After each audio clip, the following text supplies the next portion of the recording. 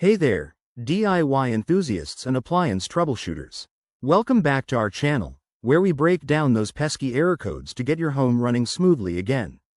Today, we're diving into the Electrolux dryer E93 error code, specifically for the 2025 models. If you've seen this code flashing on your dryer's display, don't panic. It's often something you can fix yourself with a few simple steps. First off, let's understand what the E93 error means. In Electrolux dryers, this code typically points to a communication issue between the control board and other components, like the door lock or sensors.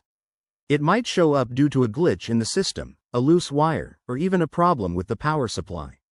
This is common in the 2025 lineup, so you're not alone if you're dealing with it. Before we jump into fixes, safety first. Always unplug your dryer to avoid any electrical hazards. Now, let's troubleshoot. Step 1. Check the door switch. Make sure the door is closing properly and the latch is engaging. Sometimes, lint or debris can interfere, so give it a good clean with a soft cloth. Step 2. Inspect the wiring. Open the control panel carefully, refer to your user manual for guidance, and look for any loose connections or damaged wires. If everything looks good, try resetting the dryer. Unplug it for a full 5 minutes, then plug it back in and run a test cycle. If that doesn't work, the issue might be with the control board itself. This is a bit more advanced, so if you're not comfortable, it's time to call in a professional technician.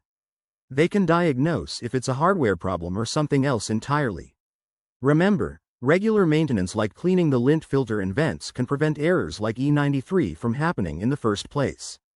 By keeping your dryer in top shape, you'll extend its life and save on repairs. Thanks for watching. If this video helped you, give it a thumbs up and subscribe for more appliance tips.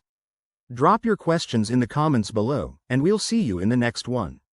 Stay safe and keep fixing.